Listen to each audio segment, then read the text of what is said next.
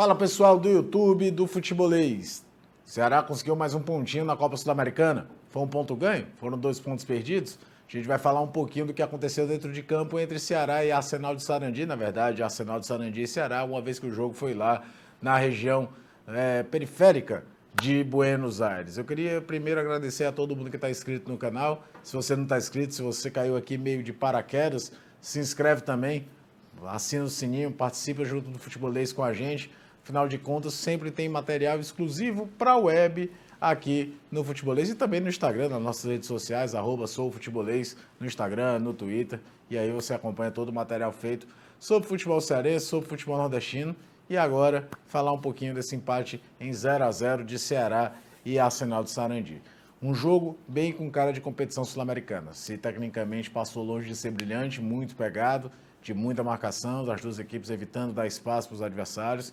O Arsenal vinha com uma proposta que, com a posse de bola, tendo mais domínio dessa posse de bola, até mais presença, de fazer uma saída com 3 jogadores, aquela coisa, você espeta os 2 laterais, ficam os 2 volantes e tenta emular uma espécie de 3-2-5 para alargar a zaga adversária. Isso aí até talvez tenha dificultado um pouco o posicionamento dos 2 volantes do Ceará, do Charles e do Oliveira, que no primeiro tempo foram brilhantes defensivamente falando, mas pouco participaram das ações ofensivas, porque precisavam marcar mais embaixo, aí sobrava muito para o trio de aproximação, para o Vina, para o Mendonça e para o Lima, até mesmo jogarem mais embaixo. Lima, por sinal, taticamente falando, no primeiro tempo, brilhante na parte defensiva.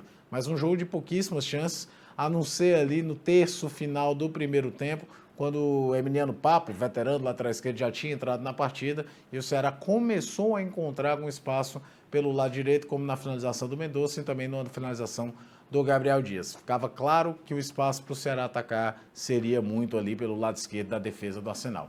Volta ao intervalo, o Arsenal faz uma mudança, joga o time um pouco mais à frente, mas não conseguia furar o bloqueio ali, o cinturão defensivo do Ceará, a não ser tentando bola aérea. Bola aérea até do Arsenal, que no primeiro tempo causou um susto na cabeçada do Mendes, mas é aquilo. Jogada trabalhada, o sistema defensivo do Ceará trava demais o adversário. Não é à toa que com o jogo de hoje, é o 7º jogo com o Luiz Otávio e Messias, e o Ceará só tomou um gol e mesmo assim de pênalti contra o Jorge Wilstermann.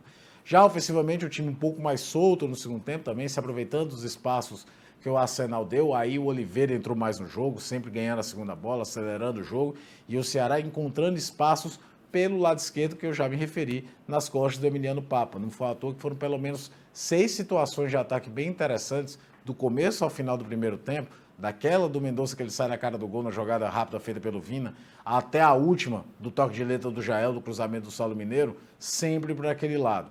Mas aquilo, você não se desguarda porque o cobertor curto, toma medo de tomar um contra-ataque num jogo que se sabia que era muito importante pontuar. O Arsenal sabia que precisava vencer por conta da derrota contra o Bolívar e o Ceará sabia que esse ponto era fundamental porque ainda vai ter o duelo dos 2 bolivianos, do Bolívar e do Jorge Wilstermann, e aí para definir um pouquinho mais o desenho de que vai ser o jogo lá na próxima quarta-feira contra o Bolívar pela 3ª rodada. O Ceará tem essa história que nesse primeiro, entre aspas, turno, são 2 jogos fora de casa, e aí qualquer ponto é bom.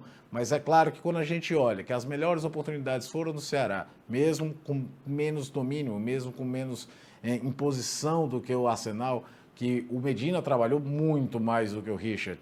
A bola do Saulo Mineiro no segundo tempo também, o toque de letra do Jael, que teria endereço se não fosse o corte da zaga. E principalmente as situações criadas pelo lado direito de ataque do Ceará, lado esquerdo da defesa do Arsenal, deixam aquela impressão de que o Ceará poderia sim ter saído de Buenos Aires com a vitória.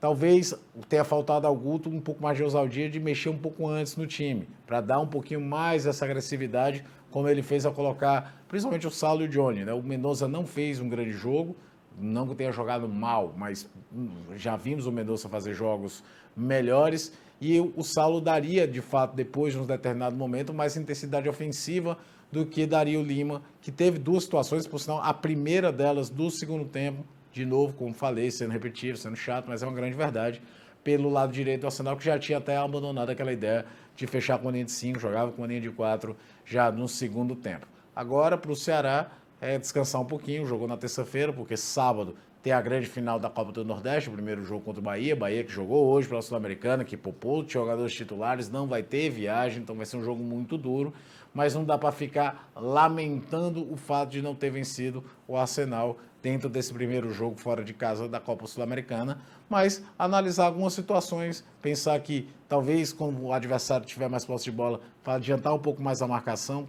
para não ter problema de não ter muita gente no campo de ataque. Primeiro tempo, aquela coisa do Arsenal de 3, 2, 5. Quando recuava até praticamente com 8 jogadores e o Ceará com poucos atletas no campo de ataque para poder criar uma situação melhor. Já no segundo tempo, isso foi um pouco mais corrigido. O Charles e o Oliveira participaram mais da fase ofensiva do jogo também.